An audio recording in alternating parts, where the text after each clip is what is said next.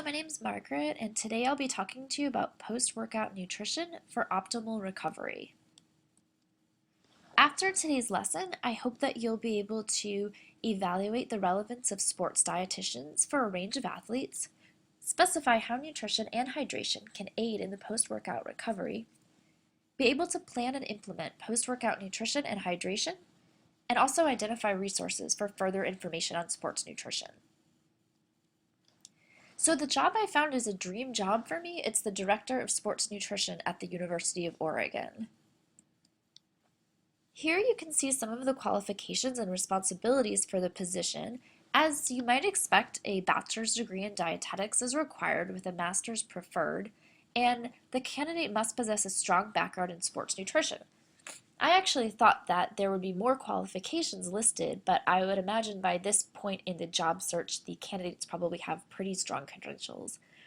If you look under nutrition education, the first point there is provides nutritional counseling and education services to student athletes. So that's the section I decided to focus on. Specifically, I'll be looking at optimal nutrition for recovery. So before we go any further, I think it's important to talk about what an athlete is. Certainly we might think of an elite athlete or a collegiate athlete wanting to work with a registered dietitian, but really there are plenty of what we might call weekend warriors, people who work or maybe are in school but are still out participating in sports, be it running or cycling or triathlon, and these people are also looking to improve their performance. In 2013, there were 1.96 million half marathon finishers. That's a lot of people. So even if you don't necessarily think that you're interested in going into sports nutrition, it's certainly very likely that over the course of your career, you'll have patients or clients who are athletes in one way or another. So I think it's important to know how we can help them to do their best in whatever their sport may be. So after exercise, we want to replace our fluids, electrolytes, energy, and carbohydrates, restore and replace muscle glycogen, optimize protein synthesis for muscle repair, and also make sure we have a rapid recovery so we can do it all again tomorrow. Specifically, we're looking to replace carbohydrates, proteins, and fluids. So the American College of Sports Medicine, the Academy of Nutrition and Dietetics, and Dietitians of Canada recommend 1 to 1.5 grams per kilogram of body weight. This works out to be 300 to 400 grams of carbohydrates for most people, again depending on your body weight. For protein, they recommend taking that in along with carbs whenever possible, and that serving is going to be 0.2 to 0.5 grams per kilogram of body weight. Now, since we know we want to take in protein with our carbohydrates, there are a couple of different ratios depending on what type of workout you're doing. For a short, lower intensity workout, go for a 2 to 1 ratio carbohydrates to protein. For those longer, high intensity workouts, think the 60 to 90 minutes of working out, that's going to be a 3 to 1 ratio carbohydrates to protein. For hydration, we're looking for 16 to 24 ounces for every pound of body weight that's lost. An easy way to figure out how much fluid you're losing during exercise is just to weigh yourself before and after. The weight you lose during will give you an idea of what you're losing in fluids. So what about timing? This is definitely an area of some controversy in the field, but again, the ACSM, the Academy, and Dietitians of Canada agree that the timing depends on two main factors. The first of those is the length and the intensity of the workout. The second is the timing of your next workout. So, for example, somebody who's just run a marathon has certainly done a long, intense workout, but they're probably not going to go run another marathon later that day or the next day. But on the other hand, somebody who's training for an Ironman might have done a hard run in the morning, but then they might also be doing a swim or a cycling later in the day. So for that second person, that person who's doing two hard workouts in one day, the timing of when they're taking in their nutrients is really important because we want to make sure they're fueled adequately for that second workout. We're also going to look at if glycogen depletion is happening, and that's typically going to start occurring after about an hour of exercise. That's when you're going to want to encourage the electrolytes, things like Gatorade or Powerade. But remember, if you're taking in that as your sort of post-workout nutrition, you need to find a way to get some protein as well. So the ACSM, Academy and Dietitians of Canada's stand on timing for nutrients after workout is to take in carbs within 30 minutes of completing your exercise. They also recommend, if possible, to continue to do this every 2 hours for the next 4 to 6 hours to make sure your energy stores are fueled up and ready to go. Remember that the timing of your post-exercise nutrients and carbs is going to affect your glycogen synthesis. So, in addition to the studies done by the Academy and the American College of Sports Medicine, the International Society for Sports Medicine has also conducted their own research and studies, and this research coincides with what the Academy, the ACSM, and Dietitians of Canada recommend as well.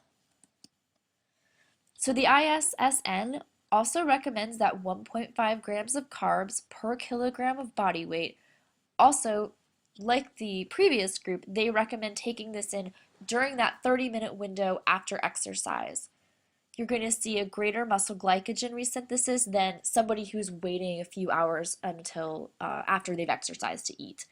This may be due to a greater sensitivity of the muscle to insulin. Also, remember that eating after exercise is going to help make sure that that athlete gets the energy they need for the day. If they're eating right after, it's one, we know they're going to take in those calories, but it's also more likely that they're going to continue to eat throughout the day. Somebody who waits a long time to eat after exercising could have one of two things happen. One, they might not get enough calories for the day and come up depleting their sources.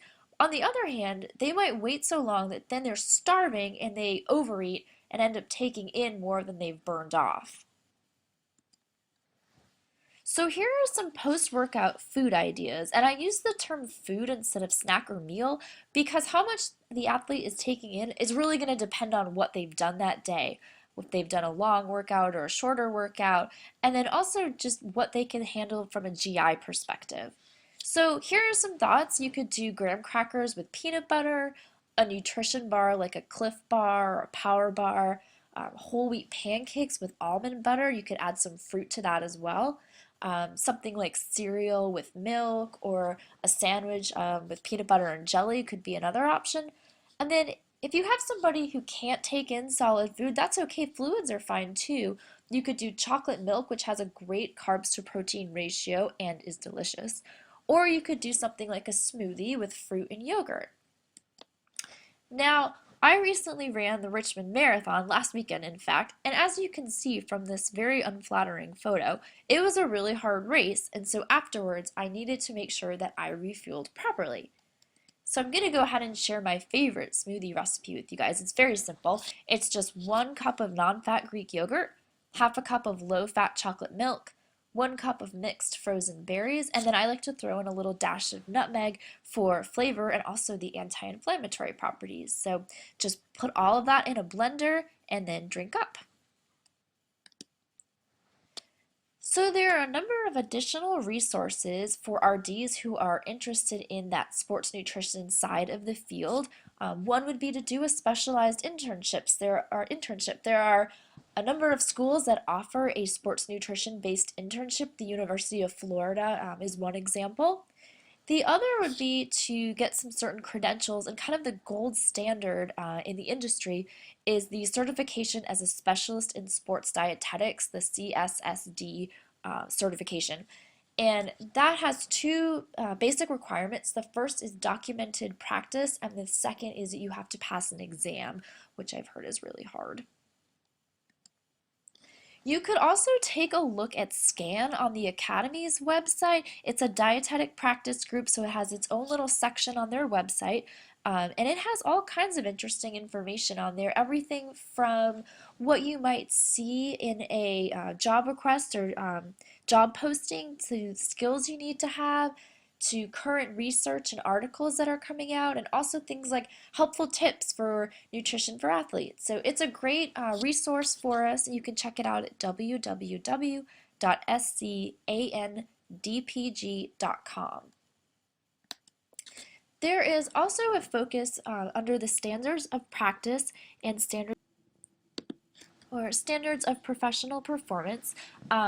There is divided into three different categories. There's competent, there's proficient, and then there's expert. So competent is the most basic level of sports nutritionist. This is going to be someone who probably doesn't have a whole lot of experience, but can still have that strong understanding of nutrition and also of exercise science and where the two meet. The next level is proficient. So this is someone who probably has about 3 or more years of experience. They have a deeper understanding of the practice. They're equipped to handle some unique situations such as factoring, environmental factors into an athlete's fueling and hydration needs. And then finally, you have the expert. This is the most advanced level in the field. This is someone who probably has that CSSD certification. They have a lot of experience to draw on, a lot of clinical and technical skills. They're really going to be able to use their critical thinking and their judgment to best help the athlete. So just to wrap up a few of the key points I've made throughout the presentation, first and foremost, sports nutrition is a rapidly growing field. We're seeing the term athlete really expand, and we're also seeing the position of sports nutrition moving into colleges, wellness centers, and also, of course, private practice. So post-workout nutrition is an important component of recovery. We want the athlete to refuel and rehydrate, to top off glycogen, allow for muscle growth and repair. And then also remember the window. You want to try to eat or drink within 30 minutes of completing exercise. And then lastly, there are the ratios. It's 2-to-1 carbs to protein for a less intense workout, 3-to-1 ratio carbs to protein for a longer or more intense workout. The last few slides have my references if you're interested in learning more about sports nutrition or just checking out some of the studies that have been done. You can find those there. Thank you so much for listening, and remember, eat to run, don't run to eat.